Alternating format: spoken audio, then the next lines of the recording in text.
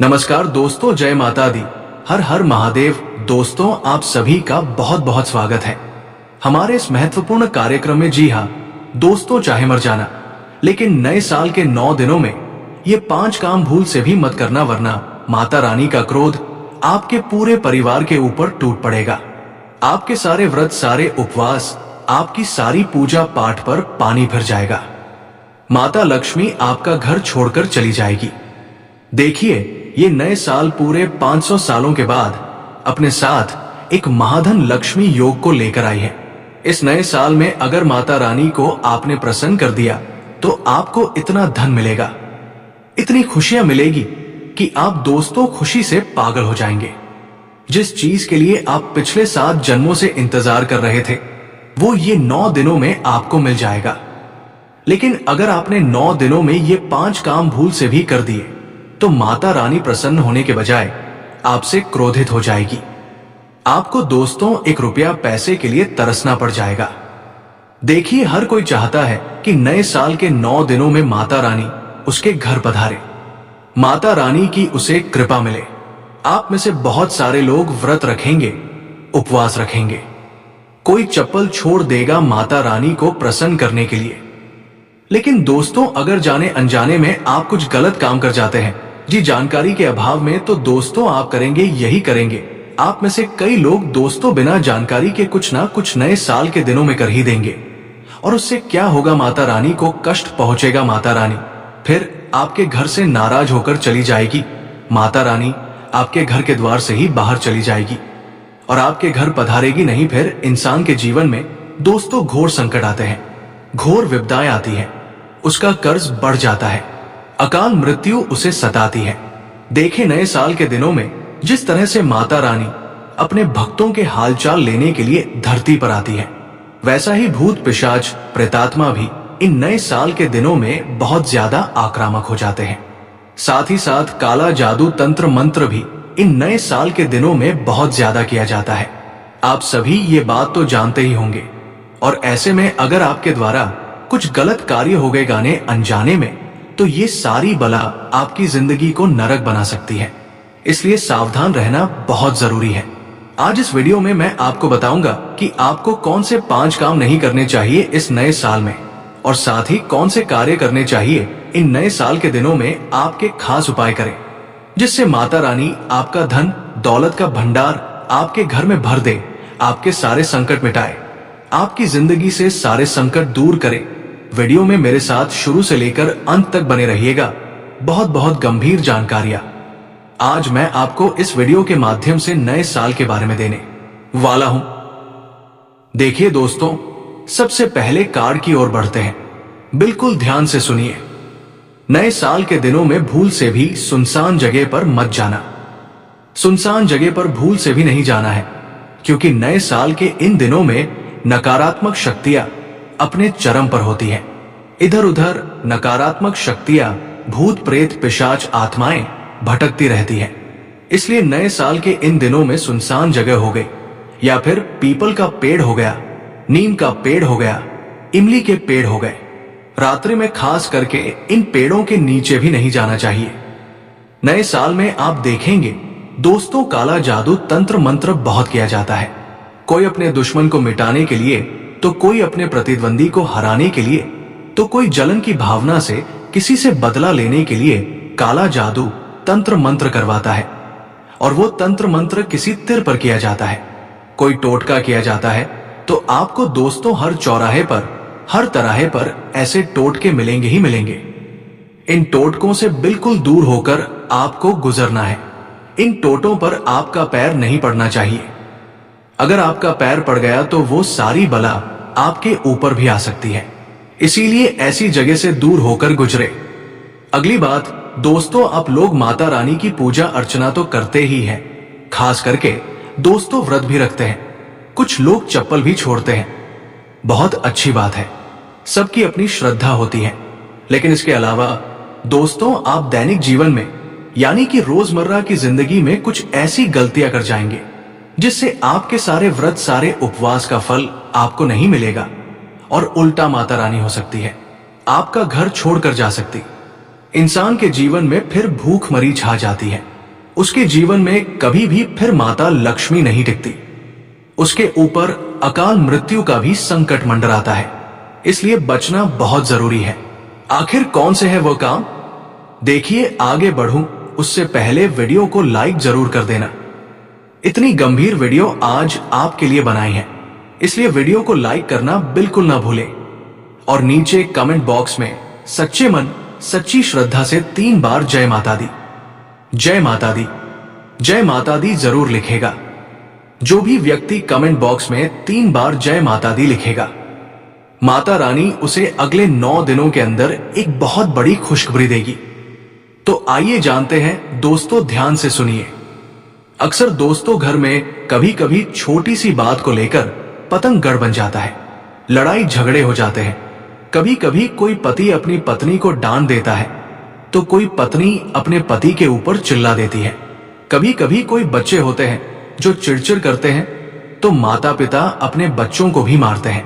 कभी कभी घर के जो बच्चे हैं घर के बूढ़ों को भी डांट देते हैं, फटकार देते हैं या बूढ़ों का अपमान भी कर देते हैं। लेकिन ये बहुत बहुत गंभीर दिक्कत है। दोस्तों, नवरात्रि के 9 दिन एक त्योहार है। माता रानी आपके घर पधारेगी।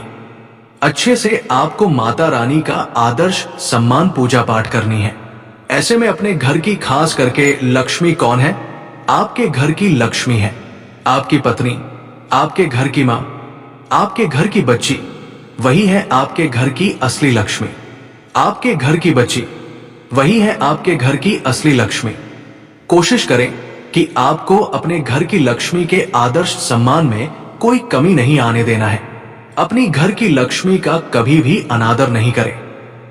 नए साल के इन दिनों में किसी भी स्त्री को आप कुछ गलत अपने मुंह से ना बोले, नहीं किसी स्त्री के प्रति मन में गलत विचार लाएं। अगर ऐसा हो गया, घर में लड़ाई हुई, झगड़े हुए, किसी स्त्री को गलत बोला गया, घर के वातावरण में अगर कोई गलत चीज हुई तो आपको बहुत ज्यादा पछताना पड़ सकता है। माता आपसे नाराज हो जाएगी तो आपको हर तरफ से फिर संकट का सामना करना पड़ेगा। इसलिए नए साल के इन दिनों में घर में लड़ाई झगड़े नहीं करने। पति पत्नी इन दिनों अच्छे से प्रेम से रहें। घर में माता पिता का सम्मान करें, अपने बूढ़ों का सम्मान करें और घर में खुशी भरा वातावरण रखें, क्योंकि माता रानी किसी भी रूप में घर में पधारेगी। और जब वो माता रानी किसी रूप में घर में पधारती है, चाहे वो अदृश्य होकर ही क्यों ना हो, और जब आप घर में लड़ाइयां करेंगे तो फिर माता रानी आपके घर में पल भर भी नहीं टिकेगी और आपको माता रानी का क्रोध अलग से सहना पड़ेगा। अब अगली चीज दोस्तों, ध्यान से सुनिए। नवरात्रि की रातों में पेड़ों के आसपास नकारात्मक शक्तियां होती हैं जो आपको भी लग सकती हैं, इसलिए पेड़ों के नीचे कम रहिएगा। साथ ही नए साल के दिनों में काले कपड़े पहनने का आजकल चलन हो गया है।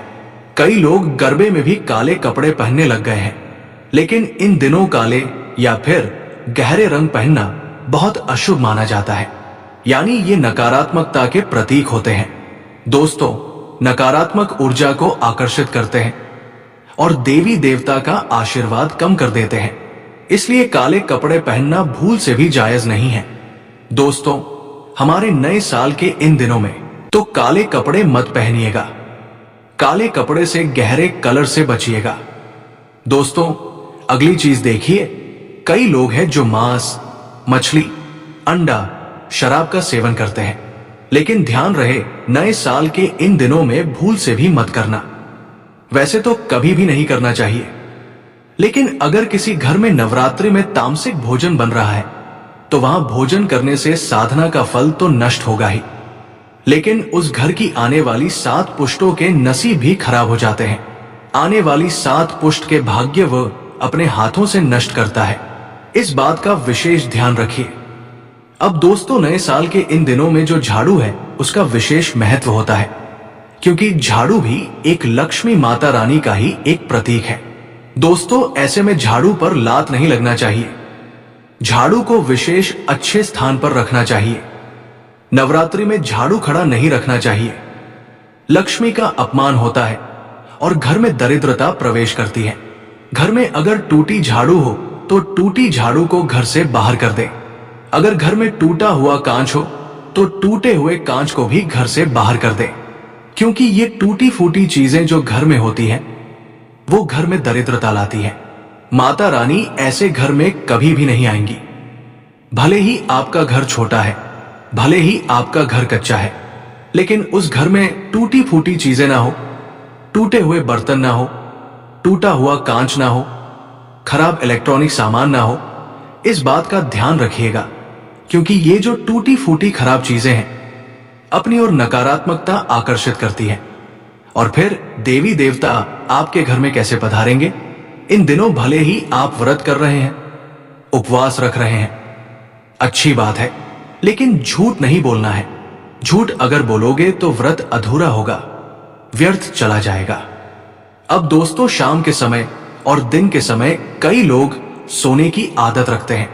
इन दिनों दोस्तों, दिन के समय में सोना अशुभ माना जाता है। दिन के समय जो सोता है उस घर में हमेशा कंगाली रहती है। उस घर का हर व्यक्ति अक्सर बीमार रहता है। नए साल में, संध्या बेला में और दोपहर के समय में सोना बिल्कुल मना है दोस्तों, क्योंकि इस समय देवी घर में भ्रमण करती है और अगर कोई सोता हुआ इंसान है तो फिर उनकी कृपा से वंचित तो रहेगा, साथ ही माता रानी का क्रोध भी सहना पड़ेगा। अगर कोई बीमार है तो उस बात को हम समझ सकते हैं कि कोई बीमार है, माता रानी बीमार व्यक्ति को समझेगी। लेकिन अगर आप स्वस्थ हैं और फिर भी दिन में सो रहे हैं, संध्या में सो रहे हैं, तो ये घोर पाप है। दोस्तों, अब अगली चीज अश्लील बातें करना, अश्लील चीजें देखना। आजकल आदत हो गई है लोगों की कि मोबाइल में अश्लील चीजें देखना, पराई बहन बेटियों को देखना। कई ऐसी महिलाएं हैं जो सोशल मीडिया पर, व्हाट्सएप पर, फेसबुक पर चरित्रहीन कपड़े पहनती हैं और फिर उन वीडियो को, उन फोटो को जनता देखती है। लेकिन देखने वाले से मैं यही कहूंगा कि नए साल के इन दिनों में अपनी भावनाओं को बिल्कुल काबू में रखिएगा। कोई भी गलत चीज को अपनी आंखों से देखने की गलती मत करना। किसी भी स्त्री जो कि अपने अंग को प्रदर्शित करती है, वीडियो के माध्यम से उन स्त्रियों के वीडियो नहीं देखना है। साथ ही जो अश्लील वीडियो होती है उनको भी आपको नए साल के दिनों में नहीं देखना है। यूं तो हमें देखना ही नहीं चाहिए, क्योंकि ये हमारे धर्म में मना ही है, लेकिन नए साल के इन दिनों में पालन करना बहुत जरूरी है, वरना माता रानी का क्रोध फिर आपको बहुत गंभीर रूप से सहना पड़ेगा। इस बात का ध्यान रखिएगा। अब अगली चीज है दोस्तों, कई लोगों की आदत होती है 2 दिन तक नहीं नहाने की। कुछ लोग होते हैं जो दिन में नहाते हैं, लेकिन नए साल के इन दिनों में सुबह जल्दी उठकर नहाने का नियम अपनाना बहुत जरूरी है, क्योंकि ये कुछ नियम कायदे ही हैं जो माता रानी को प्रसन्न करते हैं। इसलिए सुबह जल्दी नहा लें, पूजा पाठ करें और अपने दिन की शुरुआत करें। नए साल के दिनों में मैले कपड़े पहनने की भी भूल मत करिएगा। और कई लोग होते हैं जो अपने घर में मैले कपड़ों को कई दिनों तक रखते हैं, जैसे कि 2 दिन 3 दिन के कपड़े इकट्ठे हो गए फिर धोए जाते हैं। लेकिन नवरात्रि के दिनों में अगर आपने अपने शरीर से कपड़े उतारे तो उन्हें तुरंत धो लें और फिर सुखा दें और फिर अपने दिन की शुरुआत करें। बिना धुले हुए कपड़े घर में नहीं रखने, क्योंकि जो मैले कपड़े होते हैं उनमें नकारात्मकता होती है। मैले कपड़ों के अंदर दोस्तों इधर उधर अगर हम कितनी जगह गए, वहां से नकारात्मकता हमारे कपड़ों में आई और वो कपड़े फिर हमने अपने घर में रख दिए, 2 दिन 3 दिन तक पड़े रहे, वो धुले नहीं, और फिर वो क्या होगा? हमारे घर में प्रेत आत्माओं को आकर्षित करेगा, हमारे घर में बुरी शक्ति आएगी, हमारे घर में बीमारियां आएंगी और माता रानी तो फिर प्रसन्न ही नहीं होंगी। इसलिए बुरी चीजें देखना भी नहीं है और गंदे कपड़े घर में रखना भी नहीं है। अब अगली चीज दोस्तों, मैंने तो शुरू में ही बता दिया, स्त्रियों का अपमान नहीं करना है, लेकिन खास करके बच्चों का भी ध्यान रखिए। छोटे बच्चों में भगवान का रूप होता है। छोटे बच्चे अक्सर जिद करते हैं तो माता पिता उन्हें डांट देते, फटकार देते, मारते भी हैं। देखिए, बच्चों को समझाना जरूरी है, लेकिन नए साल के इन दिनों में बच्चों को बिल्कुल भी ना डांटे, बिल्कुल भी ना मारे। समझाना बात अलग है, लेकिन उनके ऊपर गुस्सा क्रोध नहीं करना है। और हाँ, किसी को भी नए साल के दिनों में खाली हाथ से घर से नहीं लौटाना है। अगर कोई आपके घर पर आता है, कुछ मांगने तो उसे खाली हाथ मत लौट आइएगा। कोई जरूरतमंद अगर आता है तो उसे कुछ ना कुछ अवश्य दे, अपनी श्रद्धा अनुसार। कोई पड़ोसी भी अगर घर पर मांगने आ जाए तो उसे भी खाली ना जाने दे। इन दिनों घर आने वाले मेहमान को, या फिर कोई भिखारी को, या फिर कोई वृद्ध को, कोई ब्राह्मण को, कोई साधु को खाली नहीं लौटाना है। कुछ ना कुछ जरूर देना चाहिए, नहीं तो घर में जो बरकत होती है वो कम हो जाती है। इस बात का ध्यान रखिएगा। साथ ही अपवित्र स्थानों पर नहीं जाना है। अपवित्र स्थान क्या होते हैं मैं आपको बताता हूं। जैसे कि श्मशान घाट हो गया, शराब खाना हो गया, जुआ घर हो गया और वेश्यालय हो गया। इन जगहों को हम अपवित्र मानते हैं। कई ऐसे होते हैं जो वेश्या के पास जाते हैं। कई ऐसे लोग होते हैं जो शराब खाने में जाते हैं। ये बहुत अपवित्र जगह होती है। इन दिनों किसी पराई स्त्री के साथ तो दूर खुद की धर्म पत्नी के साथ भी संबंध नहीं बनाना चाहिए। नए साल के ये 9 दिन बहुत ही पवित्र होते हैं, इसलिए ध्यान दिया जाना चाहिए। ब्रह्मचर्य का पालन पूरे 9 दिनों तक होना चाहिए और इन जगहों से खुद को जितना दूर हो सके रखिए, क्योंकि माता रानी जब आपके घर पधारेंगी और अगर आप पवित्र ना रहे तो माता रानी आपके घर के द्वार से ही वापस लौट जाएगी और नाराज होकर जाएगी। और फिर आपके घर में जो माता रानी का क्रोध पड़ेगा उससे आपको कोई नहीं बचा पाएगा। अगर श्मशान जाना जरूरी है, कोई खास रिश्तेदार है जिसके साथ दोस्तों गलत चीज हो गई है, तो अगर आप श्मशान जा रहे तो जाइए, लेकिन अपने साथ एक चाकू जरूर ले जाइएगा। कोई धारदार नुकीली चीज जरूर लेकर जाइएगा, क्योंकि नए साल के दिनों में भूत प्रेत पिशाच दोस्तों चरम पर होते हैं। इनकी शक्तियां दुगुनी हो जाती है। इसलिए अपने साथ कोई धारदार नुकीली वस्तु ले जाएं, जिससे ये शक्तियां आपके आसपास भी ना भटके। और हाँ, इन दिनों किसी को उधार मत दीजिएगा। किसी को करना है तो दान कर दीजिए, लेकिन उधार किसी को मत दीजिए। दोस्तों, नए साल के दिनों में उधार देना या उधार लेना दोनों ही गलत माना जाता है। माता रानी नाराज होती है, घर की समृद्धि चली जाती है, घर की बरकत चली जाती है। तो आज के लिए इतना ही, फिर मिलते हैं अगले वीडियो में। धन्यवाद। राधे राधे।